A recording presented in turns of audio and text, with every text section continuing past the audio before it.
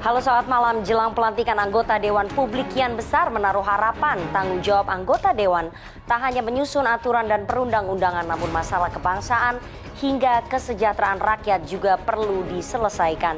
Suara keterwakilan secara sukarela telah kita berikan 5 tahun ke depan. Untuk itu, para anggota Dewan wajib mendengarkan segala keluhan dan harapan. Wajah baru legislator, wakil rakyat atau wakil parpol? Bersama saya, Rifana Pratiwi, akan membahasnya selama 1,5 jam ke depan dalam Political Show.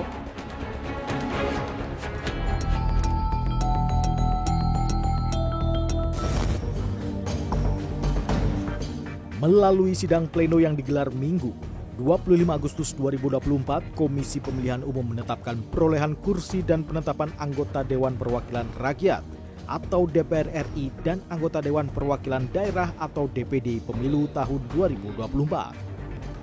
Berdasarkan keputusan KPU RI nomor 1205 tahun 2024 tentang penetapan perolehan kursi partai politik peserta pemilu DPR dalam pemilu 2024, Partai PDI Perjuangan meraih 110 kursi dan menjadi partai dengan perolehan kursi terbanyak di DPR RI periode 2024-2029.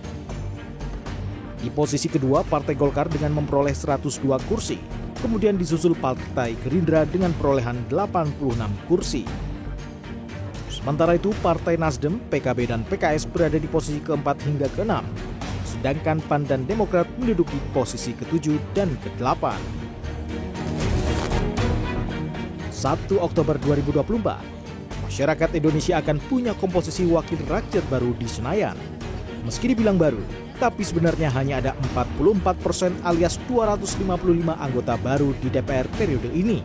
Sisanya, 325 orang lainnya adalah wajah lama yang sudah pernah terpilih pada periode sebelumnya. Selain para politikus, wajah baru DPR RI sebagian juga diisi oleh para artis yang baru pertama kali melenggang ke Senayan.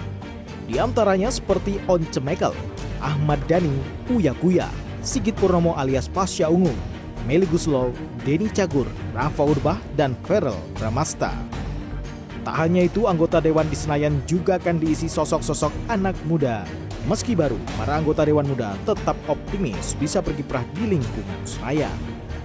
Sebagai perempuan sebagai perempuan dan yang kemungkinan termuda, pasti kita dianggapnya orang yang masih sangat hijau di dunia politik, orang yang tidak tahu apa-apa. Tapi tentu saja it's okay to be underestimated. It happens to everyone, but I want to prove to myself and to everyone that I am not knowing of anything. I know something and I will know more things in the future. Namun berbicara masalah produktivitas, kinerja DPR RI periode 2019-2024 justru menjadi sorotan. Dalam pidatonya di gedung DPR RI 16 Agustus lalu, Ketua DPR RI Puan Maharani mengapresiasi capaian DPR RI yang mampu menyelesaikan penerbitan 126 undang-undang. Pada kesempatan ini, kami sampaikan kinerja pembentukan undang-undang periode keanggotaan DPR RI hingga saat ini, yaitu terdapat 126 undang-undang yang telah selesai dibahas DPR RI bersama dengan pemerintah. Berdasarkan laporan Puan, Komisi 2 menyelesaikan undang-undang terbanyak dengan capaian 80 undang-undang, Komisi 1 8 undang-undang, Komisi 11 dan Komisi 6 serta Komisi 3 sebanyak 5 undang-undang. Sementara Komisi 4, 5, 7, 8, dan 9 yang hanya menelurkan 1 undang-undang saja dalam 5 tahun. Kenyataan ini justru ditanggapi miris Forum Masyarakat Peduli Parlemen Indonesia atau Formapi. Mereka menilai DPR tak perlu mengglorifikasikan pencapaian 126 undang-undang itu. Ibu Puan menggabungkan saja tanpa memberikan penjelasan detail soal asal-usul RUU, itu memang ada maksudnya. Karena dengan angka 126 itu seolah-olah DPR sekarang begitu dikdaya gitu ya. Padahal sesungguhnya ini DPR paling lemah dalam hal kinerja legislasi.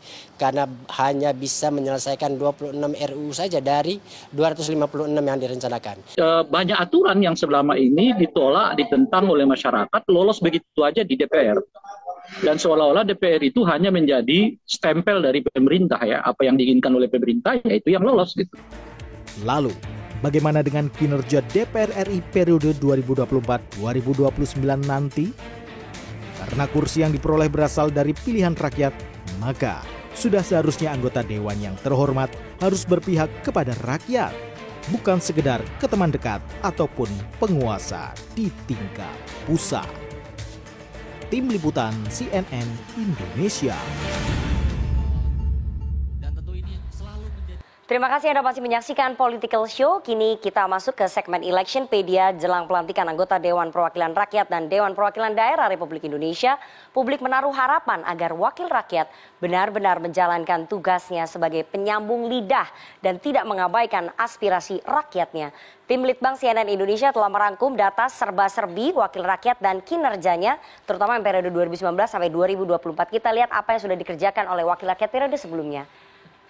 Kita lihat slide pertama, daftar anggota DPR RI 2024-2029. Ini jumlahnya adalah 580 anggota. Ini adalah yang terbanyak sepanjang sejarah DPR RI. Periode sebelumnya 575 dan periode sekarang jumlahnya adalah 580 anggota. Terdiri atas 8 fraksi atau 8 partai politik karena P3 tidak lolos parliamentary threshold. Yang terbanyak masih bertengger di posisi nomor 1 PDI Perjuangan dengan 110 kursi. Ada Partai Golkar di posisi kedua dengan 102 kursi, Gerindra di 86 kursi, Nasdem 69 kursi, PKB di 68 kursi, PKS 53 kursi, PAN di 48 kursi, Demokrat di 44 kursi. Dengan hasil perolehan ini bisa kita simpulkan bahwa nanti akan menjadi pimpinan DPR RI adalah dari PDI Perjuangan, Golkar, Gerindra, Nasdem, dan juga PKB. Komposisinya masih sama seperti 5 tahun yang lalu, 2019-2024. Kita lihat slide selanjutnya. Ternyata di 580 anggota DPR ini ada 24 pesohor atau 24 artis yang berhasil melenggang ke Senayan. Jumlahnya lebih banyak dibandingkan dengan periode sebelumnya ya. Kita lihat dari PDI Perjuangan ini agak banyak, ada Rieke Diah Pitaloka, incumbent, kemudian Denny Cagur, newcomer, Rano Karno incumbent tapi sudah mengundurkan diri karena akan maju di kontestasi Pilkada Jakarta. Kemudian ada Nico Siahaan dan Elfonda Mekel atau Once Mekel. Jadi PDI Perjuangan ada sekitar 5 ya, ada sekitar 4 yang masuk ke Senayan karena 1 mengundurkan diri, Rano Karno. Bagaimana dengan Golkar? Ada Ashraf Abu dan juga Nurul Arifin, ini incumbent juga. Gerindra cukup banyak pesohornya. Yang pertama Ahmad Dhani Prasetyo, kemudian ada Rahel Mariam, ini incumbent juga. Ada Moreno Suprapto, incumbent, Mulan Jamila. Jadi suami istri di Partai Gerindra melenggang ya ke Senayan. Ada Meli Guslo, ini juga newcomer atau pendatang baru. Di Partai Nasdem ada pesohor Nafa Urbah yang juga masuk menjadi anggota DPR RI. Bagaimana dengan partai lain? Kita lihat. Di PKB ada nama Tommy Kurniawan yang juga incumbent, ini periode kedua, ada Arzeti Bilbina dan juga Iyeth Bustami. Kemudian di Partai Demokrat ada incumbent Dede Yusuf dan newcomer Dina Lorenza. PKS ternyata tidak mengirim ataupun tidak berhasil meloloskan satupun artis ke DPR RI. Di PAN, Partai Amanat Nasional ini yang paling banyak. Seperti periode sebelumnya PAN juga mengirim ataupun berhasil meloloskan banyak artis. Ada nama Primus Justisio, ini adalah periode ketiga Primus duduk di DPR RI. Ada newcomer Verrel Bramasta, Eko Patrio, incumbent juga ada Sigit Purnomo, newcomer, ada Uya Kuya dan juga Desi Ratnasari. Jadi PAN dengan jumlah 6 pesohor paling banyak ya, fraksi yang paling banyak meloloskan pesohor ataupun artis di DPR RI periode 2024-2029. Kita lihat slide selanjutnya, apa sih sebetulnya yang sudah dikerjakan oleh DPR RI periode 2019-2024 yang kata Formati atau Forum Masyarakat Peduli Parlemen tidak banyak berbuat apa-apa untuk masyarakat. Kita lihat klaim kinerja DPR RI 2019-2024. Menurut klaim Ketua DPR RI Puan Maharani sudah ada 126 undang-undang yang selesai dibahas di DPR RI. Kita lihat bersama Komisi 1 ada 8 undang-undang, Komisi 2 80 undang-undang, Komisi 3 5 undang-undang, Komisi 4 1 undang-undang, Komisi 5 1 undang-undang, Komisi 6 5 undang-undang, Komisi 7 1 undang-undang, Komisi 8 dan Komisi 9 1 undang-undang masing-masing. Komisi 10 4 undang-undang, Komisi 11 5 undang-undang. Sementara ada 2 badan, Badan Legislasi ada 9 undang-undang, Badan Anggaran ada 1 undang-undang, dan Panitia Khusus DPR RI ada 4 undang-undang. Totalnya adalah 126 undang-undang menurut klaimnya dari DPR RI. Lalu apa yang akan dikerjakan oleh DPR RI periode baru 2024-2029? Apakah mereka akan mengikuti jejak pendahulunya atau justru mereka akan sama-sama saja atau bisa membuat breakthrough ataupun terobosan-terobosan baru yang tentu saja diharapkan oleh masyarakat karena uang pajak kita disetorkan untuk membayar gaji para wakil rakyat ini, sehingga mereka harus mendengarkan suara rakyat, bukan suara dari partai politik. Yang nanti kita akan bahas dengan para pendatang baru di Senayan dan juga wajah lama yang tetap bertengger di Senayan. Apa yang akan mereka kerjakan, kita akan challenge mereka. Tapi jangan kemana-mana, kita akan jeda terlebih dahulu. Tetap bersama kami di Political Show.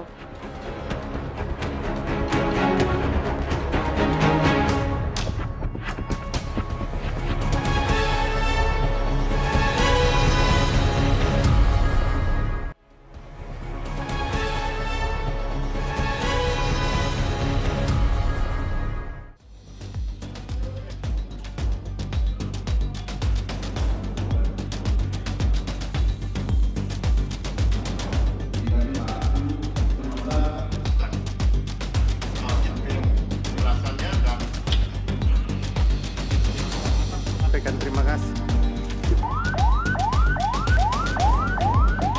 Tapi sebelumnya kita dapat disetujui untuk disahkan menjadi undang-undang. Terima kasih.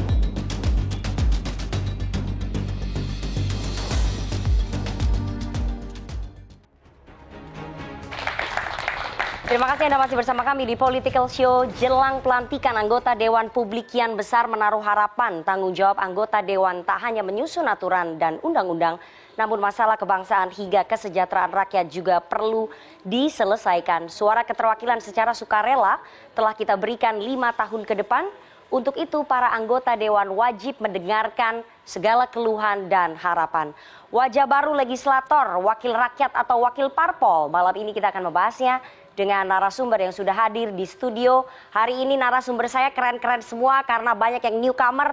Kita beri tepuk tangan yang paling meriah. Dari yang paling ujung kanan ada Elfonda Mekel atau Once Mekel. Halo, anggota DPR RI baru dari PDI Perjuangan. Selamat malam Mas Once. Selamat malam. Ada Anissa Mahesa, putri dari almarhum Desmond J. Mahesa, anggota DPR RI dari Partai Gerindra, paling muda 23 tahun. Selamat malam Anissa. Selamat malam. Nah yang ini wajah lama yang tetap bertengger melenggang 3 periode, Mbak Nurul Arifin, anggota DPR RI dari fraksi Partai Golkar. Selamat malam Mbak Nurul. Malam Nana, malam semua. Ada pengamat politik Bang Rocky Gerung. Selamat malam Bang Rocky. Oke, boleh. Apa sih selamat malam dong harusnya. Yang tidak berani nyalon pastinya. Oke, kenapa? Nggak tahu, tanya dia. Oh iya. Bang Rocky di luar aja, nggak apa-apa. Ada pakar hukum tata negara kita, Bang Refli Harun. Selamat malam Bang Refli. Selamat malam. Dan seperti biasanya, karena kemarin pada saat pemilu legislatif dan juga pemilu presiden, suara pemilih muda jumlahnya lebih dari 50%. Pemilih muda inilah yang membuat para pesohor-pesohor ini, para anggota dewan ini terpilih dan bisa duduk di Senayan. Jadi kita malam ini mengundang teman-teman dari Himpunan Mahasiswa Hubungan Internasional UPN Veteran Jakarta. Selamat malam teman-teman dari UPN Veteran Jakarta. Terima kasih sudah hadir dan tepuk tangannya. Nanti teman-teman bisa bertanya, kemudian bisa mengkritisi, bisa mengeluarkan unek-unek dan juga bisa men-challenge para wakil rakyatnya ini. Karena uang pajak kalian, nasib UKT kalian nanti ada di tangan mereka-mereka juga ya. Silakan nanti teman-teman dari UPN Veteran Jakarta. Nah, untuk yang pertama, saya akan langsung challenge ke Mas Once terlebih dahulu. Mas Once, Anda sudah jadi musisi terkenal, penghasilan pastinya sudah banyak. Pertanyaannya sederhana, kenapa Anda mau jadi anggota DPR? Memang sebenarnya kalau dilihat dari karir, saya belum senja amat karir saya. Belum sunset lah. Saya masih aktif di mana-mana. Dan terus terang ini menimbulkan pertanyaan buat saya, untuk apa saya masuk politik? Tapi alasan pertama karena saya dulu pernah kuliah hukum. Dan saya tertarik juga membahas proses pembuatan hukum ini. Karena hukum kan adalah produk politik. Kenapa emang? Dan di masa lalu saya juga cukuplah berinteraksi dengan teman-teman aktivis. Sampai pada saat itu saya kemudian memutuskan untuk tidak lagi ikut serta dalam aktivitas teman-teman saya itu. Saya harus memilih ya. Kemudian ya saya pikir ya masyarakat sudah memberikan saya banyak hal, keberuntungan, rezeki, ada waktu 5 tahun untuk mengembalikan buat masyarakat. Hal yang lain adalah saya percaya dengan PDIP sebagai partai saya, partai yang memiliki prinsip, punya sejarah. Saya juga mengenal betul garis perjuangannya dari tahun 90-an, kemudian aktivitas PDI Perjuangan kemudian menjadi motor dari lahirnya era reformasi. Itu menjadi alasan. Itu motivasinya ya, jadi anggota DPR. Tadi Anda menyebutkan bahwa Anda punya background hukum dan motivasinya ingin lebih banyak terlibat dalam pembentukan ataupun hukum di Indonesia. Tapi Anda sebagai wakil rakyat sadar nggak bahwa akhir-akhir ini hukum kita banyak tajam ke bawah, tumpul ke atas? Bukan hanya akhir-akhir ini, kayaknya sepanjang kita baca dari dulu juga begitu. Dari semenjak kita masih baca Forum Keadilan, gitu kan, dan seperti itu ya. Ya itu harus diperjuangkan. Saya sih sebenarnya cuma bawa diri saya sebagai ini aja ya. Dulu sebagai pengamat, suka baca lah, bukan pengamat seperti Bang Rocky, tapi sebagai mahasiswa lah biasa. Kemudian saya lihat memang ya harus terjun langsung dalam kesempatan yang ada, kenapa enggak gitu. Gitu aja. Karena ada kesempatan. Modalnya apa sih sebetulnya seorang Elvoda Mekel maju jadi anggota DPR dan akhirnya kepilih? Modalnya apa? Modal popularitas aja atau modal logistik atau apa? Modal popularitas tentu, yaitu memegang peran penting ya. Jadi kemudian juga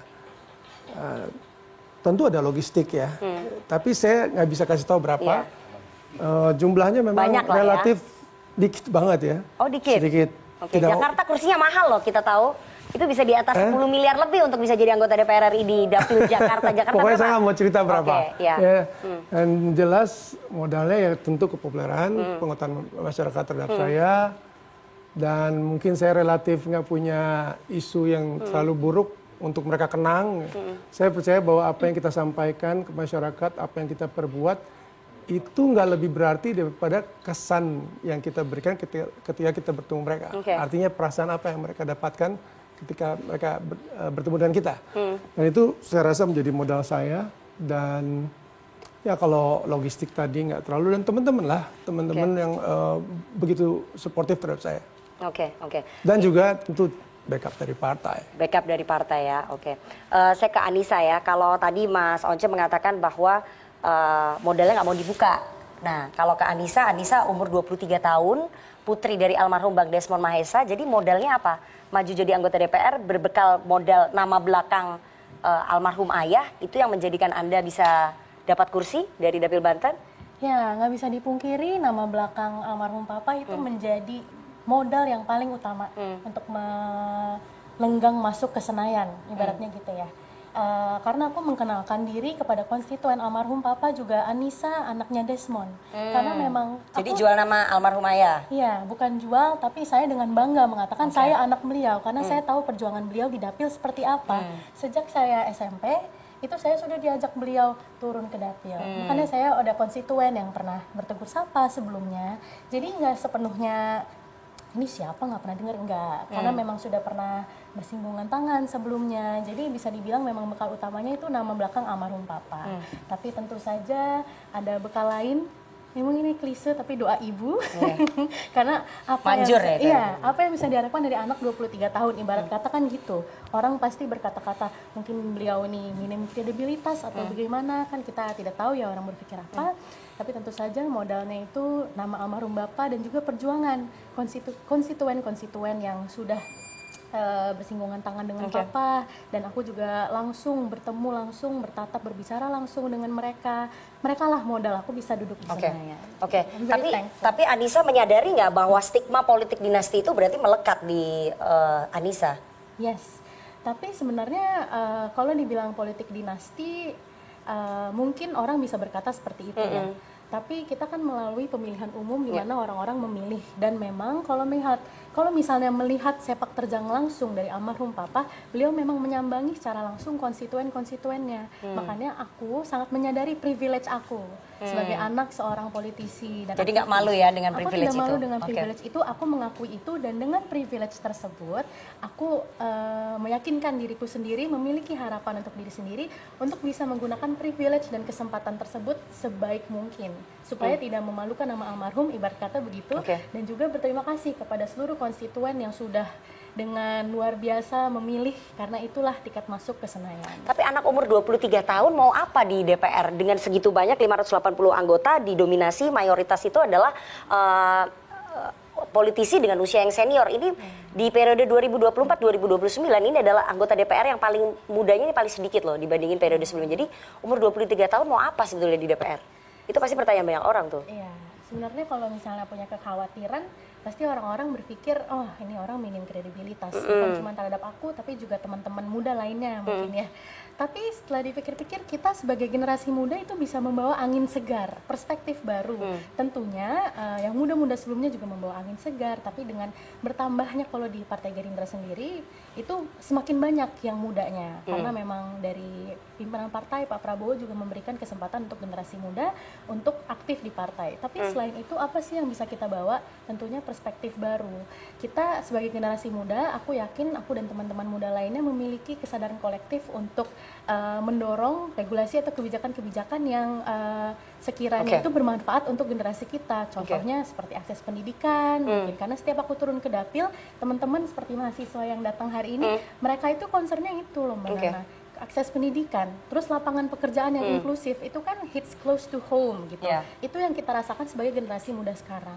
Belum lagi untuk pelindungan hak-hak digital, karena aku kan lahir di dunia digital ya.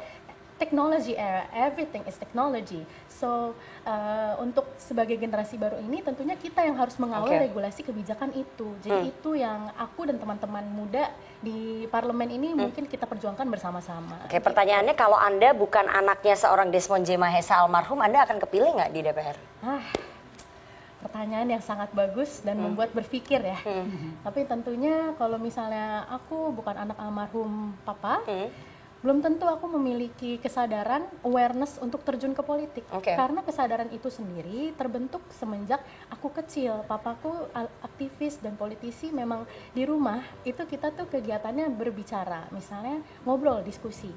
Aku di rumah dipanggil Yayah. Yayah, gimana menurut kamu tentang isu ini, isu itu. Jadi kalau mungkin aku bukan anak almarhum Papa, mungkin tidak akan terjun ke politik, tidak memiliki kesadaran dengan umur semuda ini untuk terjun ke politik. Oke, saya mau ke Mbak Nurul ya. Mbak Nurul, Anda kemarin pada saat lolos di 2024 ini hampir di ujung jurang kita sebut, karena Mbak Nurul sampai harus bertarung di Mahkamah Konstitusi. Karena kursinya sudah mau hilang ya di detik-detik akhir, hampir nggak lolos ya.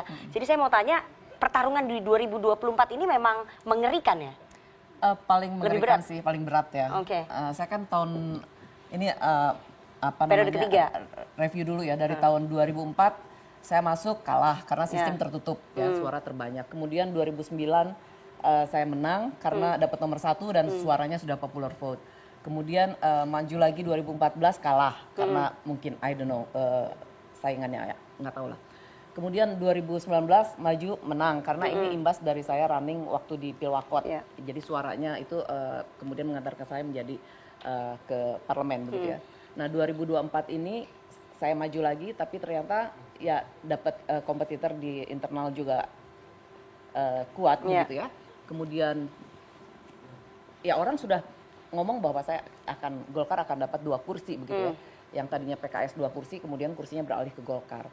Nah kemudian tanpa disangka-sangka kursi tersebut diganggu juga begitu ya. Nah diganggunya karena memang bedanya beda tipis karena bilangan pembaginya dibagi 3 tersebut. Nah akhirnya setelah digugat, kemudian kita berjuang ya dengan tim hukum kita, dengan segala macam dramanya ya. Dan alhamdulillahnya itu karena saya kan punya tim dari sejak pilkada. kemudian dari tahun 2019 tim yang sama begitu. Jadi data tuh sangat lengkap kita tuh ya. Data sangat lengkap sampai ke TPS, orangnya ada, jadi bukan saksinya ada. Jadi bukan cuma data tapi orangnya tidak ada. Kita punya semua gitu. Jadi kita tuh maju nggak takut. Tapi nggak takut juga namanya digugat sama ke MK kan deg-degan juga gitu ya. Jadi ini 3 bulan penantian yang menurut saya membuat saya setengah mati lah gitu. Setengah nyawa tuh kayaknya ini kalau mau menang kalah kan lebih enak dari awal.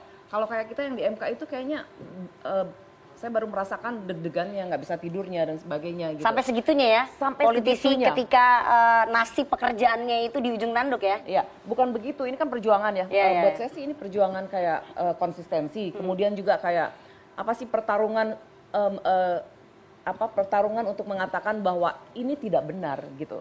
Karena saya punya data. Di sana menggugat tapi saksinya nggak ada gitu. Ini kan cuma kayak kalau menang oke, kalau enggak nggak apa-apa gitu ya. Kayak itu, seperti itu gitu. Jadi kita terus berjuang dan alhamdulillah secara realitas itu bisa dibuktikan lewat data dan kemudian saksi. Itu perjuangannya. Jadi buat saya yang sekarang misalnya mengalami kekalahan, saya ini pernah 2 kali kalah loh gitu ya. Jadi justru dengan kekalahan tersebut kita diuji sejauh mana kita punya konsistensi. Kemudian di politik ya. Kemudian juga loyalitas ke partai, tidak pindah-pindah partai begitu. Itu ujian dan kemudian wisdom juga kita dapat ya.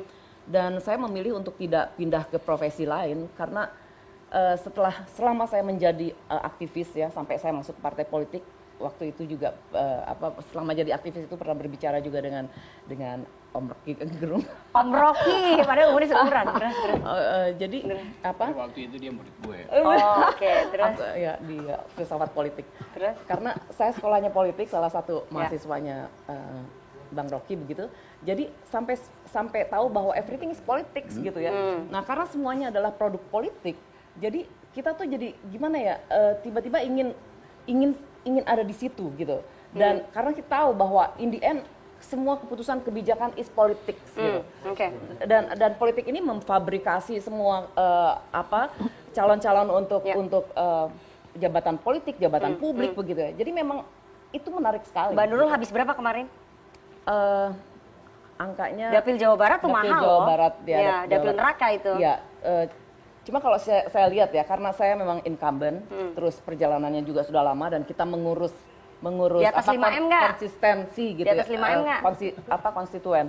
Di atas 5M kayaknya sih enggak sih. Nggak nyampe ya? Nggak nyampe. Oke, berarti lumayan murah karena banyak banget yang lainnya habis sampai 20M. Karena enaknya begini Nana, sebagai seorang incumbent, kita ini banyak program. Jadi kalau turun itu bawa program. Bisa. Kemudian recess itu kita harus sampai juga ke konstituen. Dan kita di samping recess sambil menyaring aspirasi begitu, kita juga membawa sesuatu juga begitu ya, entah itu baksos dan sebagainya. Gitu. Mbak Nurul, jumlah politisi perempuan yang lolos ke Senayan itu jumlahnya nggak banyak ya? Nyampainya cuma 20% begitu. Sekarang 22%. 22% untuk periode 2024-2029 dengan jumlah anggota DPR 580. Jadi politik is men's world. Dunia laki-laki, perempuan tuh sebenarnya nggak punya tempat di politik di Indonesia ini nggak seperti di luar negeri begitu. Anda nggak melihat bahwa hampir kalahnya Anda itu karena memang ya publik lebih memilih politisi laki-laki dibandingin politisi perempuan? Ya, memang secara kultural karena kita masih melihat dunia yang sangat patriarki ya, dan kita juga lihat di Amerika perjuangan sekarang calon presiden perempuan ini kan kalau sampai dia jadi juga akan menjadi sejarah. Jadi bukan cuma di Indonesia saja bahwa perjuangan kita perempuan dari budaya patriarki itu bisa lepas gitu. Dan kalau dikatakan bahwa ini karena men's world gitu. Iya sih, tapi sebetulnya secara struktural negara ini tidak membatasi. Negara ini justru melegitimasi dan memayungi siapa aja boleh masuk ke dunia politik, ke partai politik tanpa pembedaan, tanpa diskriminasi gitu. Oleh karena itu didorong minimal 30%. Tapi 30% itu partai-partai bukan juga nggak mau memberikan kesempatan itu. Banyak yang nggak memenuhi kuota. Ya, waktu kemarin di MK kan terbukti ada beberapa yang digagalkan yang ini karena tidak di wilayah tersebut tidak memenuhi 30% perempuan. Itu sudah bagus menurut saya. Hakim-hakim MK yang menyatakan bahwa partai ini tidak boleh gitu. Itu bagus. Nah, bagusnya lagi sih memang ada fixed seat ya seperti negara tetangga kita di Timur Leste, di Argentina. Ya. Di periode ketiga Anda ini Anda mau ngapain Mbak Nurul? Apakah kemudian karena kan kalau kita lihat periode-periode sebelumnya tuh nggak banyak ya terobosan-terobosan yang dilakukan oleh anggota DPR, semua bisnis as usual, semua ikut dari perintah partai. Jadi di periode ketiga ini Mbak Nurul mau ngapain? Itu sebetulnya esensinya begini ya, Dewan Perwakilan Rakyat. Jadi kita dipilih oleh rakyat. Sebetulnya dengan reses-reses itu juga kita menyaring aspirasi. Nah aspirasi ini kita bunyikan di komisi, gitu, di komisi kepada mitra-mitra kerja kita terkait. Ya. Kalau saya kan di komisi 1, ada dampaknya ke rakyat. Ya. Karena memang saya di Komisi 1, Komisi Bidang Pertahanan, Kementerian Luar Negeri ya. Jadi ini kurang merakyat begitu karena tapi programnya. Kominfo mitranya Komisi 1 kemarin waktu pada saat kebocoran data. Ya, yang teriak-teriak siapa? Iya, Komisi 1. Komisi 1, tapi itu setelah datanya bocor. Iya. Ya, memang kita setelah data bocor baru teriak-teriak, tapi bukan cuma sekali, kan beberapa kali dari Bjorka yang sebelumnya, kemudian yang kemarin juga, dan ini terus kita awasi begitu. Dan memang ujung-ujungnya memang masalah pendanaan sih, begitu ya, anggaran, memang anggaran kita tuh memang dengan 3.000 triliun ya dibagi segitu banyak kebutuhan, saya kira, ya artinya kita mengelola negara ini dengan sederhana, begitu ya, karena kebutuhannya itu sangat banyak sekali kalau kita mau anggaran realistis kementerian begitu tuh paling banyak untuk belanja pegawai loh Mbak Nurul. Nah itu. Ya, diakui ya berarti ya belanja APBN modal kita habis paling banyak untuk. Tapi kan belanja pegawai juga memang untuk pegawai itu sendiri dan kemudian mengalir begitu ya. Dan kalau kita berbicara tentang ekonomi kan akhirnya semuanya bergulir begitu. Jadi akan lebih keras lagi nggak nanti di periode selanjutnya nih? Saya hanya akan I just wanna be myself. Oke, I just wanna be myself ya. Bung Rocky, Anda melihat tadi udah mendengar motivasi, kemudian cerita perjalanan politik 3 calon anggota Dewan ini yang besok akan dilantik begitu ya. Bagaimana Anda melihat wajah parlemen kita 5 tahun ke depan? Akan sama-sama saja, business as usual, atau gimana? Atau akan ada terobosan? Saya nggak dengar motivasi dia, tiga. Saya dengar determinasinya. Oncel punya determinasi. Dia tidak mengandalkan vokal dia mengandalkan pengetahuan dia tentang hukum. Karena itu dia mau intervensi dari pusat pembuatan hukum di DPR. Jadi dia punya determinasi itu. Tapi kenapa dia disebut artis? Itu problem di dalam komunikasi politik kita. Anissa juga punya determinasi. Dengan kuat dia katakan bahwa emang gue anaknya Desmond mengajarkan dari awal. Karena itu dia berani ucapkan. Bayangin, saya mesti komentari Anissa, bapaknya Desmond, teman saya dari tahun 80-an coba. Ada jarak. Jadi saya tahu, saya kenal Oncel, UI, saya kenal Anissa UI, saya kenal Nurul UI. Jadi apa yang artis pada mereka coba? Jadi kalimat artis itu seolah-olah merendahkan itu. Sesuatu yang dianggap pesohor doang itu. Nurul 20 tahun di dalam politik, belajar tentang feminisme. Tahu tentang bagaimana meningkatkan IQ itu dengan basis argumentasi. Jadi ini mungkin karena namanya political show maka dianggap artis kan. Jadi kadangkala kita dibuai oleh satu istilah, soal itu sensasional tuh. Padahal orang diukurkan bukan pada keartisannya. Atau pakai kata arts dalam pengertian ilmu pengetahuan. Arts itu artinya pengetahuan. Memproduksi artis hanya orang yang memproduksi pengetahuan. Tapi di kita artis itu memproduksi sensasi, itu soalnya kan. Memproduksi gosip tuh. Jadi kita juga mesti, ini political show ini politically incorrect sebetulnya tuh. Jadi kita mau ajukan itu.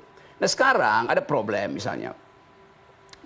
Ini 3 anggota DPR, rakyat cuma 2 tuh. Mahasiswa juga rakyat, kita kan juga rakyat. Yang ada di sini, yang diundang itu. Jadi satu problem, bagaimana representasi itu sebetulnya. Saya merepresentasikan diri sebagai rakyat, lalu direpresentasikan oleh anggota DPR.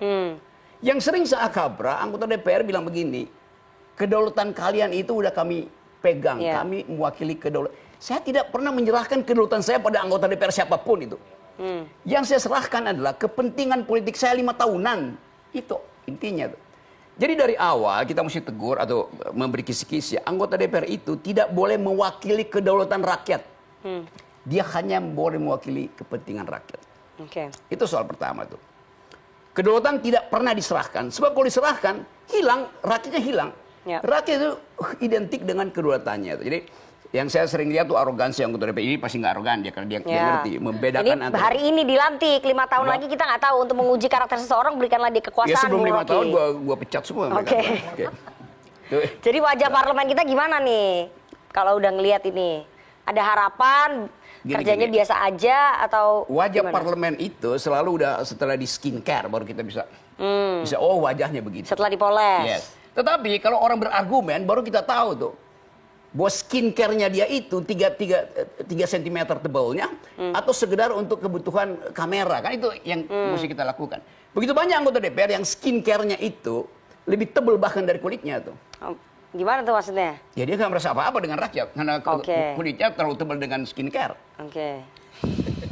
Setiap hari ada di Plaza Senayan terus pamer-pamer habis beli jas sportingan tuh. Jadi saya mau kritik itu sebetulnya. Gaya hidup maksudnya. Gaya hidup itu. Ini pesan nih, gaya hidup jangan berubah. Setiap jam 3 itu kalau gue lagi ngopi di Senayan itu. Kan mungkin mereka ketemu konstituen di Plaza Senayan. Konstituen, tapi sambil pamer di sini ada bos itu. Hugo Boss itu. Jangan sebut merek ini. Terus? Ya, itu norak namanya. Karena dia mau pamer. Dia nggak ngerti cara. Jadi jangan sampai gaya hidup mewahnya itu. Bukan. Gaya hidup mewah tapi kenorakan dalam kemewahan itu yang konyol namanya. Jadi tetap kita mau lihat bahwa anggota DPR ini akan menghasilkan legislasi itu. Yang kedua, dia mesti mendistribusikan APBN yang betul-betul minim. Yang akan tiba di daerah berapa? Daerah udah ambil 1.200 triliun. Kata Pak Prabowo kita punya 3.600 triliun. 1.000 sudah dipakai buat daerah, 1.000 dipakai buat bayar utang, tuh 400 dipakai buat makan siang itu. Tinggal ada 400 triliun. Yang akan didistribusikan. Ruang fiskalnya segitu. Pasti akan ada problem. Sementara daya beli tidak naik itu. Ekonomi di push 8%. Oh ya, tetapi itu akan menimbulkan disparitas tuh. Karena begitu 8%, yang akan tumbuh itu yang sedikit pasti. Nggak ada yang bawah itu tumbuh 8%. Akan ada disparitas, Gini rasio akan memburuk segala macam itu. Ketegangan sosial akan. Jadi DPR akan masuk di dalam satu suasana di mana ada ketegangan psikososial. Secara sosial jelas-jelas itu akan ada disparitas. Secara psikologis masih ada masalah. Bahwa anggota DPR akan berhadapan dengan eksekutif yang di dalamnya ada keretakan relasi antara presiden dan wakil presiden. Itu akan jadi problem juga di Senayan. Akan ada keretakan ya menurut Bung Rocky ya? Bukan menurut saya, menurut netizen. Menurut Bung Rocky akan ada keretakan nggak? Sudah mulai ada keretakan. Sudah mulai. Jadi itu nanti akan menyusahkan posisi partai-partai di DPR dan wakil-wakil rakyatnya. Saya ke Bang Refli. Bang Refli, jumlah anggota DPR kita 2024-2029 adalah yang terbanyak ya dalam sejarah 580. Nah, dengan jumlah yang banyak ini kan harusnya diharapkan bisa menghasilkan produk legislasi yang lebih banyak dan lebih berkualitas. Menurut Anda, prediksi Anda, analisis Anda, apakah produk legislasinya nanti akan lebih banyak dan lebih berkualitas atau justru sama-sama saja seperti periode sebelumnya? Saya langsung ditanya begitu ya. Saya langsung produk legislasi. Tidak ada ngomong dungu ya. Dia belum. Saya mengapresiasi 3 yang terpilih ya. Yang senior yang sudah 20 tahun, yang baru yang usianya sepertiga dari usia Rocky Gerung. Mungkin seperempat. Kemudian Once yang senior juga ya. Jadi begini, kalau kita bicara tentang performa DPR ini kan ada 3 layer. Ada performa kelembagaan, ada performa partai politik yang ada di Senayannya, dan ada yang namanya individual performance. Nah, kita harus melihatnya di 3 level ini. Kadang-kadang barangkali kita secara kelembagaan kita merasa kecewa. Karena produktivitas tidak terlalu baik misalnya. Tapi partai politiknya bisa jadi baik ya, menjalankan 3 fungsi itu, fungsi legislasi, fungsi kontrol, fungsi budgeting. Yang periode kemarin partai politiknya ada yang baik ya menjalankan fungsi. Nanti dulu dong, jangan saya dipaksa untuk judgement. Karena ini dari partai politik berbeda dan 3 besar ya. Makanya kita paksa yang 3 besar nih. Yang paling penting sebenarnya yang kita lihat adalah individual performance-nya. Karena kita berhadapan bukan dengan partai politiknya. Tapi dengan orang-orang yang terpilih. Kalau berhadapan dengan partai politik dan lembaganya, kan ada satu paradoks kan. Paradoksnya adalah begini. Kita bicara tentang demokratisasi. Semua partai politik mengaku demokratis. Tapi at the same time, partai politiknya feodal. Tidak ada pemilihan ketua umum partai yang tidak calon tunggal misalnya, atau pemilihannya sangat tidak ada yang namanya inner circle untuk demokrasinya kan. Nah, karena itu saya tidak melihat bahwa ada pencerahan di sisi partai politiknya, tapi individu-individunya kan bisa saja membuat hal yang berbeda. Sebagai contoh misalnya ketika ada kasus tertentu kan, partai politik bisa saja dia tidak bersikap, tapi individu-individunya vokal untuk melakukan sesuatu walaupun itu tidak menjadi sikap partai politik misalnya. Nah, saya berharap dengan Mbak Nurul ya yang sudah 20 tahun tetap 15. Kan dari 2004. Kalau ini 2 kali. Nah, maksudnya dalam politiknya kan itu makin matang dan makin menunjukkan individual performance yang luar biasa. Artinya kita berharap nanti besok-besok recall itu bisa di judicial review kembali dan dihilangkan sehingga tidak ada keraguan anggota partai politik untuk menunjukkan performa individualnya. Nah, Nisa juga begitu, walaupun usianya sepertiga dari Rocky Gerung. Kenapa itu di highlight ya? Terus? Saya highlight terus ya. Biar gue lebih stabil. Ya, tetapi dia tunjukkan bahwa generasi baru ini generasi yang memberikan pencerahan. Sehingga nanti ada, walaupun different perspektif, tapi nanti bisa temu ke dalam sebuah kualitas putusan, kualitas diskusi dan lain sebagainya. Termasuk Once ya, yang pengalamannya sudah sangat matang tetapi baru kemudian berkompetisi di dunia politik. Jadi bukan orang yang hanya soal menyanyi saja, tapi beliau ini juga aktivis. Sehingga ada hal-hal yang kemudian bisa diperjuangkan secara individual. Jadi gini, kalau di luar itu biasa, saya ingin memperjuangkan sesuatu yang sifatnya individual. Misalnya gini, Once berpikir, saya akan perjuangkan mengenai copyright, ya, mengenai right di musik misalnya, dan itu menjadi agenda pribadi dia, dia perjuangkan. Karena belum tentu teman satu komisinya itu punya concern yang sama. Misalnya, tapi bisa menjadi pembeda ya, Bang Refli ya. Satu suara itu dibandingkan dengan anggota komisi bisa lain. Memberikan penyadaran. Orang yang nggak tahu, oh iya penting sekali yang namanya right ini. Nah, Mbak Nurul misalnya. Karena 20% itu sesuatu yang belum mencapai minimal 30% perempuan misalnya. Kan tidak ada salahnya kemudian beliau kemudian mempelopori yang namanya kaukus perempuan di parlemen. Jadi walaupun barangkali itu some extent partainya tidak terlalu pro terhadap peran perempuan misalnya. Tapi melalui kaukus perempuan dia bisa mendesakkan agenda-agenda yang terkait dengan perempuan. Jadi ada gender perspektif itu akan muncul di sana. Kan banyak sekali misalnya fasilitas publik yang tidak memberikan hal-hal yang baik kepada ibu dan anak-anak misalnya. Nah, beliau ini juga sebagai generasi baru. Kan orang bicara tentang UKT, kemudian sekolah yang lebih murah, lebih terjangkau dan lain sebagainya. Jadi ada yang namanya individual performance, ada yang homework yang mau dikerjakan. Dan itu yang menjadi pembeda antara Anda dan anggota DPR lainnya. Dan Anda akan diingat karena itu. Mereka para newcomer, mereka para newcomer ini berani nggak? Karena kan biasanya anggota DPR itu bagian dari fraksi. Fraksi kan kepanjangan tangan dari partai politik, dari DPP partai ya. Apakah kemudian mereka berani menyuarakan perbedaan-perbedaan itu? Nih, jadi kalau ada ombak besar ya, ada dua kemungkinan. Ada orang yang stubborn, kepala batu.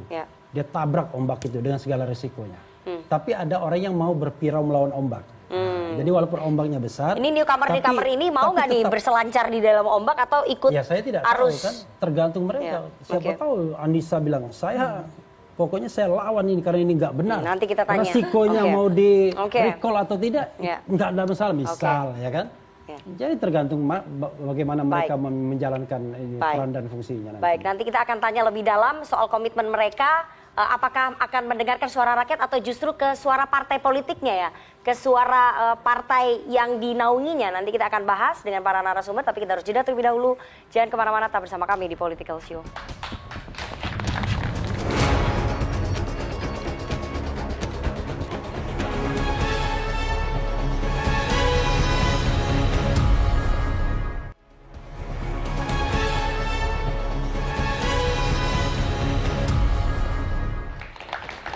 Terima kasih Anda masih bersama kami di Political Show dan kita akan lanjutkan diskusi kita pada malam hari ini. Tapi saya akan tunjukkan dulu ya, kita sudah merangkum beberapa data soal anggota DPR periode sebelumnya yang tersangkut kasus korupsi dan produk undang-undang bermasalah. Saya akan tunjukkan di layar. Kita lihat bersama. Ada berapa anggota DPR yang terjerat kasus korupsi? Ini periode 2009-2014 itu ada 10 anggota DPR RI menjadi tersangka korupsi. Ini di KPK ya. Kemudian periode 2014-2019 ini paling banyak, ada 23 anggota DPR RI yang menjadi tersangka korupsi. Kemudian periode 2019-2024 sebanyak 4 anggota DPR RI menjadi tersangka korupsi. Nah, kemudian ada selanjutnya. Nah, undang-undang kontroversial DPR RI 2019-2024 ada undang-undang Minerba, kemudian ada undang-undang Cipta Kerja Omnibus Law, ini memicu beberapa demonstrasi besar-besaran ya dari kalangan buruh. Kemudian ada undang-undang Ibu Kota Negara juga dalam waktu 2 minggu disahkan. Dan ada revisi undang-undang Pilkada kemarin terakhir memantik kerusuhan peringatan darurat di mana-mana. Jadi ini adalah produk legislasi yang dibuat oleh anggota DPR RI, para wakil rakyat. Yang dalam tanda kutip tidak mendengarkan suara rakyat tapi mendengarkan suara elit katanya ya. Saya akan tanya satu-satu Mas Once terlebih dahulu. Mas Once, banyak anggota DPR yang terjerat kasus korupsi. Karena setelah ada di kursi anggota dewan, banyak godaan, kemudian terjerat kasus korupsi. Ini bagaimana kemudian Anda nanti berani memberikan komitmen bahwa Anda tidak akan tergoda, Anda tidak akan terjerat dalam lingkaran kasus korupsi itu. Apalagi ada tuntutan pasti dari partai kan untuk memberikan setoran. Oh ya, saya bahkan sampai sekarang nggak tahu berapa pendapatan DPR, saya nggak pernah ngitung. Masa nggak tahu? Betul, kemarin ada pemantapan nilai-nilai itu, langsung kita pada semua fokus. Oke, karena dikasih tahu itu gajinya ya. Tapi ya saya mengamati lah, tapi ya terus terang apa ya, saya merasa cukup aja. Buat saya pegang satu prinsip ya dalam hidup saya. Kalau nggak salah nih dari Albert Einstein, segala sesuatu harus sederhana, tapi tidak lebih sederhana daripada semestinya.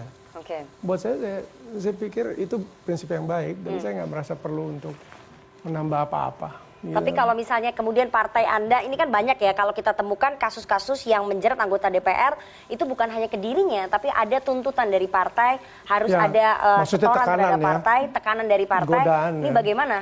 Memang godaan lebih mudah ditolak, tekanan itu yang menjadi itu ya, menjadi persoalan. Anda udah mempersiapkan diri dengan adanya tekanan-tekanan itu? Dari awal saya udah berpikir, memang godaan gampang lah, kita tinggal belok kiri, belok kanan, selesai lah. Ya, tapi memang tekanan, tapi bentuk tekanan seperti apa, saya belum melihat ya. Nanti kita lihat ya. Itu kan akan berakibat pada posisi Anda ya, kalau misalnya Anda sekarang ditempatkan di posisi Komisi 10 misalnya. Ya, komisi yang Anda suka begitu, yang Anda cocok gitu. Tapi ketika Anda tidak mengikuti keinginan dari partai politik ataupun tekanan dari partai Anda bisa dipindah komisi dan itu akan tidak menyenangkan buat Anda. Ya, buat saya oke-oke aja. Saya sejak awal juga selalu berpikir, dalam hidup saya berpikir begini, saya tuh nggak pernah berkarir. Saya hidup saya cuma ada misi-misi aja. Kalau saya main musik, saya punya misi tertentu. Sampai segini, sampai segitu. Pencapaian saya, habis itu saya berhenti. Ya kan? Dalam konteks politik pun begitu. Ya, saya punya misi saya sendiri, yang kebetulan saya merasa sejauh ini cocok dengan partai di mana saya bergabung, yaitu PDI Perjuangan. Tentu ada batasan ya. Jadi saya suka berpikir bahwa apa yang baik dan lebih baik itu relatif. Tapi apa yang buruk itu seharusnya sama. Gaya ngomongnya udah kayak politisi banget ya Bung Rocky ya. Ini udah politisi banget loh Bang Once baru. Belum dilantik udah politisi banget ya. Ya, jadi berani nggak menolak tekanan partai ini, meskipun partai menekan, manggil, karena udah banyak nih cerita yang kita dengar. Harus berani dong. Berani menolak permintaan partai, tekanan partai. Bahkan kalau misalnya Anda nanti diancam di PAW kan bagaimana? Kan tadi saya sudah jawab pertanyaan saya. Pertanyaannya kan, hidup saya tuh tidak berorientasi ke karir. Hidup saya cuma ada misi-misi saja. Misi yang tergantung saya set berapa tahun, apa pencapaiannya, dan seperti itu saja hidup saya. Ya terserah kalau orang mau berorientasi dengan karir, hidupnya itu ya baik buat dia, bukan buat saya. Tadi selain kasus korupsi, ada juga produk undang-undang yang bermasalah yang dihasilkan oleh DPR periode 2019-2024 sampai memicu demonstrasi besar-besaran. Seperti yang tadi disampaikan oleh Bang Refli ya, bahwa harus ada individual performance dari masing-masing anggota DPR, berani mengatakan tidak, berani bersuara berbeda dengan kepentingan fraksi. Itu bagaimana ketika nanti pada saat voting, pengambilan keputusan di paripurna, Anda kan nggak mungkin berbeda dengan fraksi kan? ketika undang-undang itu akan disahkan? Saya melihatnya begini ya, saya pemain baru lah istilahnya dalam dunia baru ini berpolitik. Tapi yang saya mengerti politik itu kan sebetulnya masalah bagaimana kita surfing with the problems ya kan? Ada yang masih bisa kita kompromikan, ada yang tidak. Kemudian itu semua harus dilihat dan ada eskalasi di situ sebenarnya. Dalam berpolitik kita kan bereskalasi. Di situ ada tawaran, saya kasih segini. Nggak masuk, ya kan? Apalagi ya, naiklah ada eskalasinya. Gitu ada ya? negosiasi kan? Sampai di satu tahap, emang ini tidak bisa ketemu lagi. Artinya nggak langsung begitu. Komunikasi kan harus dibangun kalau dari awal. Kalau negosiasi biasa dia sama produser, sama jadi udah katam ya, udah biasa gitu ya. Take and give itu udah biasa. Tapi kalau ini perintah DPP turun ke fraksi kan anggota harus ikut perintah. Jadi gimana meskipun itu melawan suara publik, suara publiknya tidak berkeinginan seperti itu, Mas Once gimana nanti? Ya buat saya pribadi ya memang saya harus bertanggung jawab pada publik. Jadi berani misalnya berbeda suara dengan harus fraksi? Harus seperti itu. Oke. Itu pada kenyataannya hari ini kita catat ya, teman-teman mahasiswa nih sekarang tanggal 30 September, Mas Once mengatakan. Tapi kan persyaratan saya udah kasih tahu kan, ada komunikasi yang dijalin bereskalasi. Tapi kalau misalnya sebagai newcomer pasti ikut fraksi dong. Ya dong, kita kan harus banyak belajar dulu nih, lihat keadaan dulu. Ya, oke. Kak Anissa ya, umur 23 tahun jadi politisi, politisi seniornya lebih banyak di Partai Gerindra. Ya, apalagi sekarang Gerindra presidennya menang. Ya, jadi pasti banyak kepentingan pemerintah yang harus diintegrasikan ataupun dijalankan oleh fraksi Partai Gerindra di DPR RI sebagai pendukungnya Presiden terpilih Prabowo Subianto. Jadi gimana melawan itu tadi, melawan hati nurani, melawan suara konstituen, suara publik dalam menghasilkan produk-produk undang-undang bermasalah itu? Jadi ini aku point of view sebagai newcomer ya, sebagai yang generasi muda. Kita ini sebelum pelantikan kemarin itu kita menjalani sebuah proses bernama Diklat DPR RI terpilih di Hambalang. Nah di situ tuh kita diajarkan nilai-nilai partai, ada banyak hal yang diajarkan juga oleh Pak Prabowo seperti prinsip-prinsip dan sebagainya macamnya. Yang aku tangkap, yang bisa aku simpulkan dari pendidikan latihan itu adalah gimana nanti programnya itu kemungkinan besar tidak akan berseberangan dengan rakyat. Oleh karena itu kalau misalnya ditanya berani nggak melawan fraksi kalau misalnya ada program atau kebijakan yang berlawanan dengan rakyat, aku bisa bilang berani, tapi kemungkinan besar tidak akan berseberangan. Itu Anda yang yakin bisa aku simpulkan. kebijakan pemerintah tidak akan berseberangan dengan keinginan publik ya, suara kemungkinan publik ya? besar. Itu yang aku bisa simpulkan dari pendidikan latihan, dari prinsip-prinsip serta program-program yang Pak Prabowo Subianto tawarkan. Karena dari Partai Gerindra sendiri yang bisa aku simpulkan dan aku pelajari itu kita ini tidak berseberangan dengan rakyat loh. Kita ini ibarat kata tuh berjalan bersama bergandengan, itu yang bisa aku tangkap. Kalau kita lihat di periode sebelumnya tadi seperti Undang-Undang Cipta Kerja itu keinginan pemerintah yang berbeda dengan suara publik. Makanya memicu demonstrasi, revisi Undang-Undang Pilkada juga begitu. Jadi sudah banyak contohnya bahwa kebijakan pemerintah akan banyak berbeda dengan apa yang diinginkan oleh rakyat atau oleh publik. Ya. Kalau misalnya saya sebagai orang pendatang baru bisa bicara yang sama seperti Pak Once. Kita ini masih baru di situ karena jadi masih kalau banyak baru ikut politisi aja. senior lain. Apa bahasanya tadi? Read the room. We have to read the room. Mungkin kita punya berbeda hati nurani, but if it's for the greater good, if it's somehow for greater good, kita harus bukan harus mengikuti ucapan fraksi sih, karena aku sendiri juga dari nilai-nilai yang diajarkan itu aku ragu kalau misalnya akan berseberangan itu untuk periode ini gitu. Terpilihnya Pak Prabowo Subianto. Tapi sebagai newcomer kalau misalnya kenyataannya berbeda, aku harus mengobservasi harus mapping, harus memiliki strategi apa sih yang harus dilakukan sebagai generasi muda, especially ada semenjak ada banyak sekali politisi senior di Partai Gerindra kan. Tentunya kita juga sebagai yang muda minta arahan, minta bimbingan. Berani ngasih saran ke politisi senior di Gerindra? Harus berani. Harus berani karena kami semua generasi muda di Partai Gerindra itu diberikan wadah untuk memberikan perspektif kami gitu. Kalau berani ya berani memberikan perspektif dari kami generasi muda. Karena kan kita di Gerindra tegak lurus ke Pak Prabowo. Iya, tegak lurus. Tapi kan dalam tegak lurus itu belum berarti semua ucapannya itu benar dong. Kita tuh sebagai generasi muda di internal partai sendiri ya diberikan wadah dari partai untuk menyuarakan pokok pikiran kita. Karena kan berpartai kan kemarin kata Pak Prabowo, kalau saya tidak benar silahkan membengkok dari saya. Jadi siap membengkok nggak tuh sesuai omongan Bung Rocky Pak Prabowo yang bilang sendiri kan? Ya, siap membengkok nggak kalau misalnya Pak Prabowo nggak benar? Tegak lurus satu komando. Oh, tegak lurus satu Tapi komando. kita lihat dulu. Jadi gimana? Observe first, we'll see. Oke. Kalau Jadi- dari aku ya, we will see. Oke. Kalau menyimpang tinggal Pada kenyataannya ya Mbak Nurul ya, Anda sebagai anggota DPR 3 periode, kalau kita lihat dalam pengambilan keputusan di paripurna, hampir semua anggota DPR itu pasti akan ikut perintah fraksinya. Fraksinya ngomong A, fraksinya ngomong B, karena fraksi adalah kepanjangan tangan dari DPP partai gitu. Nggak mungkin ada anggota DPR yang berani berbeda. Ada yang berbeda akhirnya dipecat, seperti beberapa anggota DPR yang lain ya sebelumnya ya. Nah jadi nanti di periode baru Mbak Nurul ya pasti akan tetap tegak lurus ikut perintah partai dong. Iya, ini kan satu komitmen ya, satu komitmen dan kita sudah membuat satu pilihan. Jadi kalau yang namanya sudah membuat satu pilihan, seperti dalam dunia perkawinan, buat saya harus konsisten, harus memperlihatkan ya loyalitas kita, kesetiaan kita begitu. Dan politik buat saya konsensus begitu, dimana kita jangan melihat satu sisi secara kacamata kuda, tapi mungkin yang di atas sana sudah berpikirnya secara holistik gitu ya. Dan ternyata yang tidak kita pikirkan kadang-kadang juga, oh ternyata undang-undang ini lahir karena begini gitu ya. Yang sebetulnya kita tadinya juga tidak diberitahu tentang backgroundnya gitu. Nah kalau yang untuk mungkin ada perbedaan sedikit ya dengan saya, karena ketika kita membuat undang-undang itu sebetulnya juga sudah sesuai tertib, sudah mengundang akademisi, sudah mengundang para tokoh-tokoh masyarakat ataupun masyarakat untuk menyerap aspirasi publik. Betul itu kan sudah kita dengarkan juga begitu. Itu semua sudah dilakukan gitu. Nah seringkali juga memang secara hati kecil ya ada merasa juga nggak bener gitu. Itu ada juga perasaan seperti itu. Tapi kan nggak bisa ngapa-ngapain kan? Nggak bisa ngapa-ngapain. Ketika hati nurani Anda mengatakan bahwa ini nggak benar, tapi Anda juga nggak bisa ngapa-ngapain karena partai memerintahkan untuk tetap jalan terus. Tapi kita punya satu cara untuk mengatakan bahwa kita katakanlah tidak sepaham ya, tidak sepaham. Jadi ya kita tidak datang, misalnya seperti itu.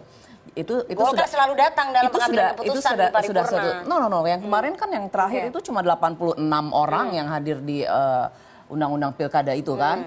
Artinya itu kita sudah harus tahu bahwa di situ juga ada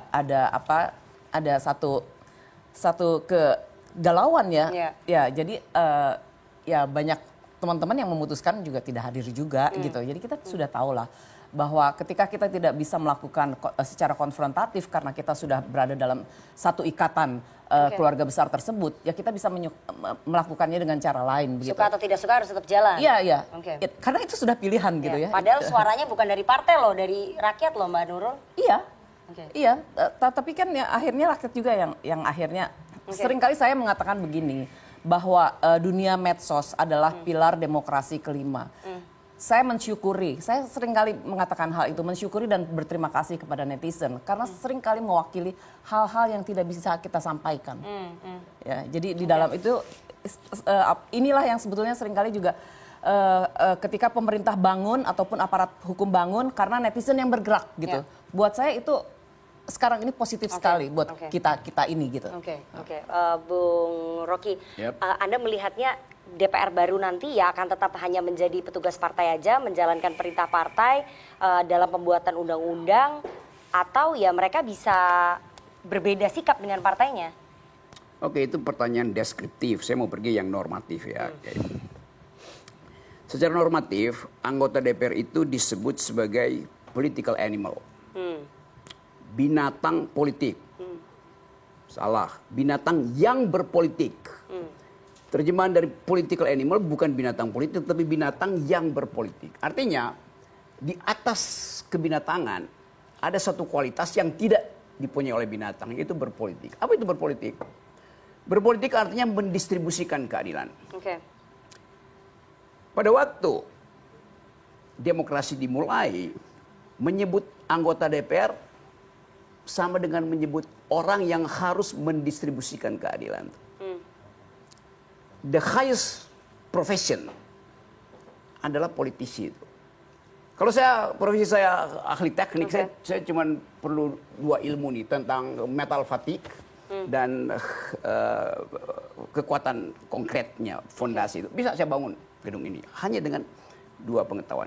Kalau saya seorang dokter, saya cuma butuh 2 ilmu. Satu farmakologi. Okeynya kenapa? Ya, nggak apa-apa. Lanjut, oke. Ya oke, lanjut. Gimana sih Bang Rocky? Kalau saya dokter, saya cuma perlu 2 ilmu, farmakologi dan anatomi. Ya. Selebihnya adalah urusan teknis. Tapi kalau Anda anggota DPR, Anda mesti paham semua ilmu. Karena Anda mesti distribusikan keadilan dalam perspektif semua kebijakan itu akan diganggu. Jadi Anda mesti paham kapan Anda diganggu di bidang hukum, Anda diganggu di bidang pendidikan, segala macam. Jadi betul-betul dia mesti absolut mengerti semua pengetahuan. Itu soalnya. Nah sekarang soal etiknya tadi itu.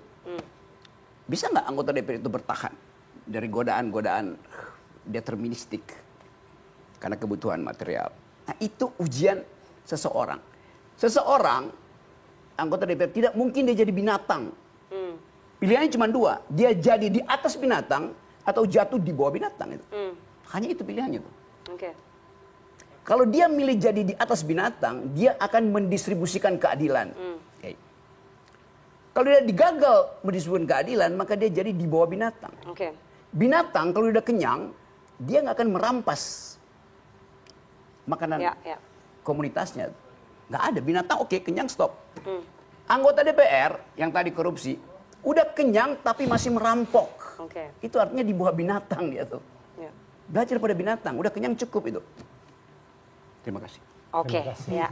Saya ke Bang Refli ya. Bang Refli, Anda melihat akan sulit nggak bagi anggota DPR baru ini untuk bisa berbeda sikap dengan partainya, terutama dalam pengambilan keputusan undang-undang? Karena kalau kita lihat banyak undang-undang yang goal, ya karena semua fraksinya sepakat gitu, semua anggota DPR-nya sepakat gitu. Jadi gini, kalau Bang Rocky tadi bicara mengenai sesuatu yang filsafati, saya mau bicara tentang hukum tata negaranya. Jadi begini, kita tahu bahwa Indonesia ini kan menganut sistem pemerintahan presidensial. Tetapi presidensial kita berpadu dengan banyak partai politik. Seperti karena itu unsur-unsur parlementernya jadi menonjol juga. Kalau kita bicara presidensial, kan pada dasarnya semua anggota DPR itu pada hakikatnya kan oposisi terhadap pemerintah. Karena dia kan dibuat di situ menjadi pengawas, ya, menjadi fungsi controlling, kemudian fungsi budgeting dan fungsi legislasi. Beda sama parlementer, ada separuh atau lebih yang menjadi pemerintah, kemudian yang minoritas menjadi controllernya. Nah, tetapi persoalannya adalah kita tahu bahwa elemen-elemen parlementer itu kan masuk. Bahkan sekarang ini misalnya Pak Prabowo mengatakan dia tidak menghendaki oposisi. Karena oposisi itu dari barat. Dan oposisi itu hanya bikin kacau, messy kan begitu. Sehingga filosofi politik seperti itulah yang saya bayangkan akan dipraktikkan Pak Prabowo. Kalau seandainya dia tidak toleran terhadap perbedaan pendapat, mati kita. Karena dia akan menguasai semua ketua-ketua umum partai politik. Dan dalam sebuah sistem yang feodalistik, maka anggota-anggota individual ini tidak bisa apa-apa. Makanya saya katakan, dalam kebuntuan politik seperti ini, feodal, kemudian sistem politik yang masih korup, yang masih tertutup, ditentukan oleh oligarki, jangan-jangan juga cukong politik dan lain sebagainya. Individu-individu inilah yang kemudian harus menjual dirinya dalam tanda kutip, agar menjadi orang yang punya integritas, dan paling tidak, kalau dia harus bernegosiasi, maka ada garis yang bisa ditoleransi. Tapi kalau melewati garis demarkasi itu, maka pilihan etis dia adalah tabrak atau mundur. Berani nggak tapi mereka melakukan itu? Pada kenyataannya sih periode kemarin, periode kemarin kan semuanya ikut aja, ikut alur saja. Saya tidak tahu ya, tetapi tidak mudah ya untuk mengatakan misalnya memilih sesuatu yang tidak populer. Orang seperti saya dan Rocky ini kan sudah memilih. Yaitu memilih untuk terus berdiri di luar pemerintahan. Nah, sebagai pengkritik, karena lahan pekerjaan kami ini akan luas kalau semua partai politik itu menjadi bagian dari pemerintahan Prabowo. Sebentar lagi kan PDIP akan masuk juga. Begitu. Kita tanya bagaimana suara pemilih muda, suara mahasiswa dan harapan mereka terhadap anggota DPR ini. Tapi kita harus jeda terlebih dahulu. Jangan kemana-mana, tetap bersama kami di Political Show.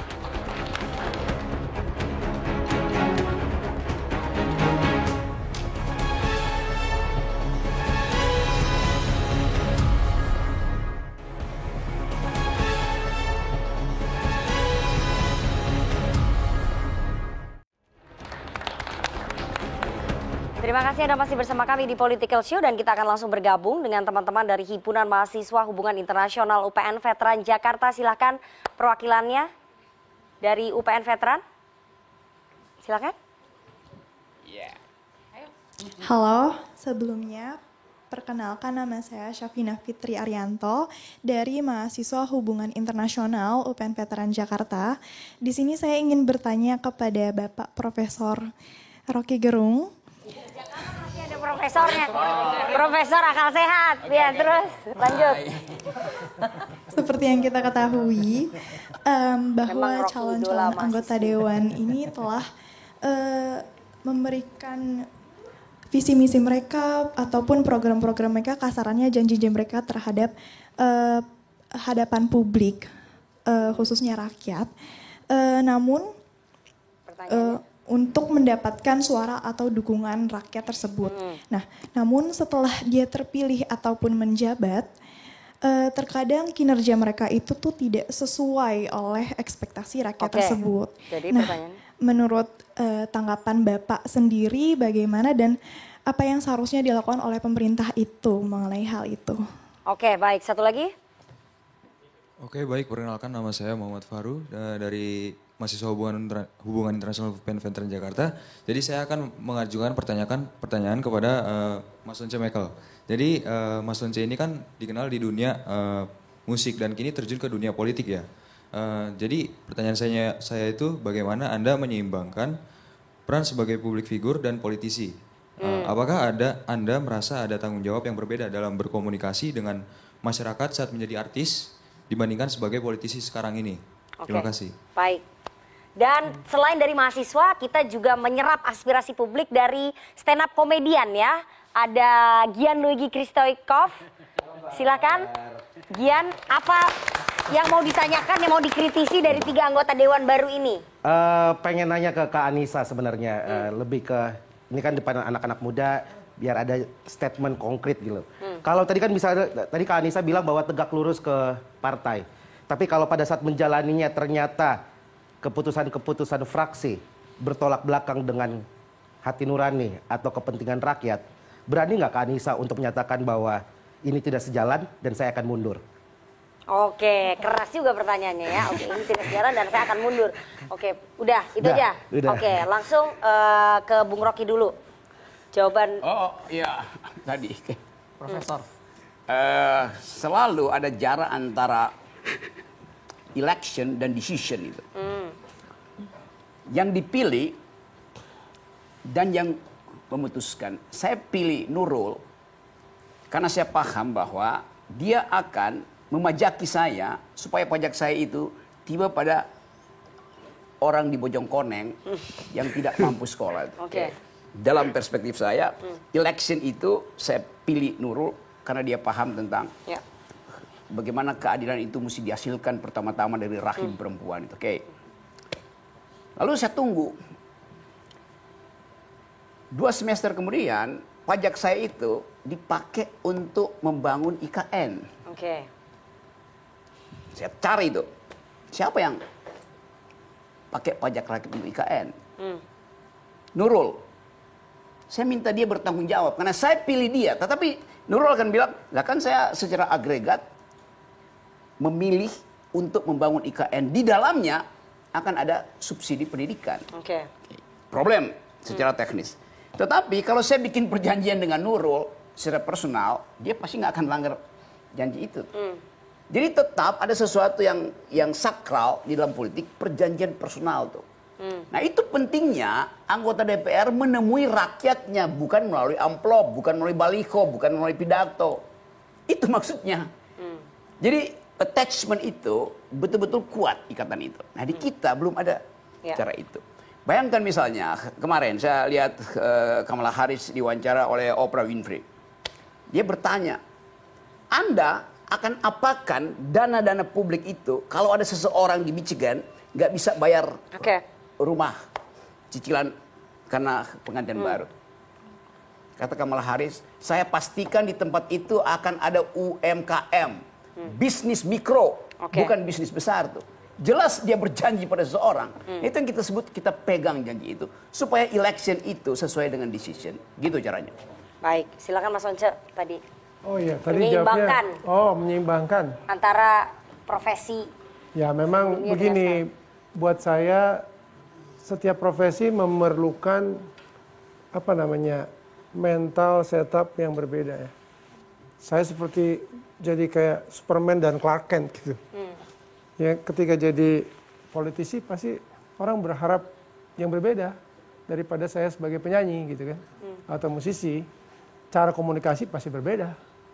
Ketika saya menjadi musisi dan penyanyi, pastinya yang menjadi lawan bicara saya adalah rakyat banyak, tidak terbagi dalam afiliasi partai atau apapun itu ya, nggak ada hubungan dengan itu. Jadi mereka berharap saya menjadi bagian dari mereka. Kalau sebagai politisi itu, ya kan? Kalau sebagai penyanyi bisa seperti itu, tapi kalau sebagai politisi, satu fakta bahwa mereka pasti akan melihat saya sebagai bagian dari partai politik. Baik. Dan memang gampang gini lah, kalau kita bertemu konstituen, tentunya kita bisa membuat mereka senang satu lagu. Kebanyakan tentu dengan komunikasi dan lebih baik lagi dengan tindakan nyata. Artinya dengan mungkin aksi sosial dan sebagainya. Lagu bolehlah satu. Dan kalau sebagai penyanyi kan beda. Kita nyanyinya banyak, ngomongnya sedikit. Istilah kerennya let the music do the talking. Oke. Jadi akan tetap manggung nggak nih nanti selama jadi anggota DPR RI? Karena banyak loh teman-teman yang jadi artis tetap masih manggung. Harus dong. Oh masih tetap untuk menjaga sedikit supaya menjaga ya elektoral menjaga ya, elektoral, menjaga eksistensi ya, elektoral. Popularitas itu kan mempermurah sebetulnya ongkos politik kita. Tapi ya saya akan lihat nanti perkembangannya ke depannya gimana. Akan lebih banyak fokus di DPR-nya atau manggungnya nih? Oh ya pasti di DPR-nya. Oke, karena banyak temennya yang lebih banyak fokus di luarnya daripada di DPR-nya. Oh gitu ya? Gitu. Oh, jadi Anda akan lebih berjanji akan lebih fokus di DPR-nya? Saya sepanjang Oktober ini ngambil job. Saya juga udah bilang sama teman-teman saya yang main band tuh. Saya bilang, nanti kalau saya jadi anggota DPR, tenang aja. Nanti kalian bayarannya akan saya naikkan. Oh pada senang. Oke, maksudnya gimana? Terima kasih gitu. Alasannya ya karena bakal jarang-jarang manggungnya. Oh gitu. Oke. Ya, jadi harganya lebih mahal. Oke, Anissa silakan tadi dijawab. Anda siap nggak itu mundur? Tuh pertanyaan keras tuh. Terima kasih Bang pertanyaannya. Tentunya aku masuk ke Partai Gerindra ini karena memiliki prinsip-prinsip yang sama atau setidaknya sejalan dengan partai. Tapi kalau kita mendengar tadi kuliah singkat dari Pak Refli dan Pak Romi, kuliah singkat itu kan ada tadi kata Pak Refli individual performance. Kalau aku menangkap itu berarti gimana prinsip kita pribadi. Kalau suatu hari nanti prinsip aku berseberangan dengan partai, sampai hatiku meronta, sampai hatiku menangis, mungkin aku akan mundur. Tapi untuk sekarang kalau masih kita sejalan, masih ya? sepemikiran, kita jalan terus bergandengan tangan dengan partai. Ada kondisional. Kita melihat dulu situasinya, Mbak. Memang politisi-politisi banget ini semua yang hadir. Terakhir, Mbak Nurul, ada terakhir nih ya ke Anda, nanti saya baru ke Bang Refli. Jadi 2024-2029 apa janji Anda untuk memperbaiki yang kemarin-kemarin ini? Saya tidak mau janji ya, karena janji akan ditagih. Tapi saya akan berbuat begitu. Dan konsistensi saya yang saya bilang tadi, I just wanna be myself gitu. Ketika memang ada yang tidak sepaham, biasanya di rapat komisi itu saya selalu bertanya tuh karena ini nggak bener nih gitu ya. Dan saya tahu ketika misalnya seandainya fraksi pun tidak setuju, maka saya tahu bahwa di sana ada rakyat yang akan membela saya kalau saya sampai dimarahin begitu ya. Jadi saya nggak mau janji-janji apa-apa, tapi saya ingin buktikan aja bahwa ya selama ini saya bisa konsisten ada di sini karena konstituen saya mempercayai bahwa saya bisa dipegang lah, at least seperti itu ya. Dan ya pengen menjadikan kayak teman-teman artis ini paling nggak juga melihat saya sebagai pionir katakanlah begitu ya di dunia artis dan paling senior katakanlah begitu. Dan saya bangga hari ini juga pionir udah nyebut tadi. Ya paling nggak saya juga bangga hari ini ada teman saya artis menjadi sekjen di satu partai Iya, begitu. betul. Artinya kan Mas itu Eko Patrio. pengakuan ya, Iya. pengakuan begitu. Jadi ya kita lihat saja. Jadi nggak usah banyak janji-janji tapi berikan bukti itu aja. Oke, itu karena akan ditagih nanti ya Iya. sama rakyat dan dilihat. Terakhir Bang Refli, pesan untuk 3 anggota DPR ini, 2 newcomer, 1 incumbent. Apa ya pesannya? Begini, kan problem politik kita ini adalah soal trust, kepercayaan. Kemudian korupsi, kalau kita lihat IPK jalan Ya, di tempat kita 34. Stagnan. Kemudian kemungkinan demokrasi yang regresif sudah dipidatukan di luar juga bahwa Indonesia regresif demokrasinya, dan hal-hal lain yang indikatornya buruk, Ya. utang pemerintah dan lain sebagainya. Paling tidak secara individual harus selesai dulu dengan itu. Maksudnya jangan menjadi bagian untuk kembali atau terus merusak yang sudah rusak itu. Tapi bagian orang yang berkomitmen untuk memperbaikinya sebisa mungkin, semaksimal mungkin.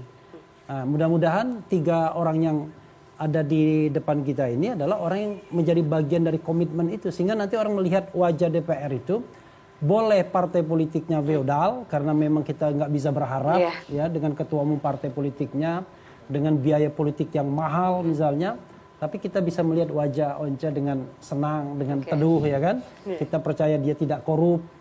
Anissa juga belum banyak kebutuhan hidupnya, nggak korup juga misalnya. 20 years in parliament, nggak korup juga. Jadi kita merasa bahwa kita bahagia begitu dengan melihat orang-orang yang ada di parlemen tersebut, walaupun parlemen dan partai politiknya membuat kita paling nggak ada individu-individu yang bisa dipercaya. Ya. Iya, jangan bicara dari 580 gitu. Anggota lainnya. Oke, dan setelah ini kita akan dengarkan ataupun kita akan saksikan penampilan dari Gian, tapi kita harus jeda terlebih dahulu. Jangan kemana-mana, tetap bersama kami di Political Show.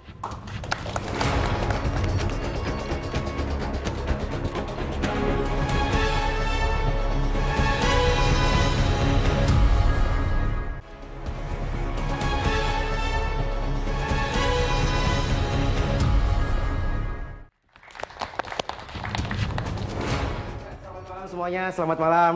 Bang Rocky. Yes. Boleh. Suka-suka lo. Tadi kuliah singkat ya, teman-teman ya. Dari mana? UPN. Tepuk tangan dong buat kalian dong. Kita mulai dari yang ringan-ringan ya. Tadi berita Arteri Dahlan mundur jadi anggota DPR. Dan menyerahkan kursinya ke Romi Soekarno.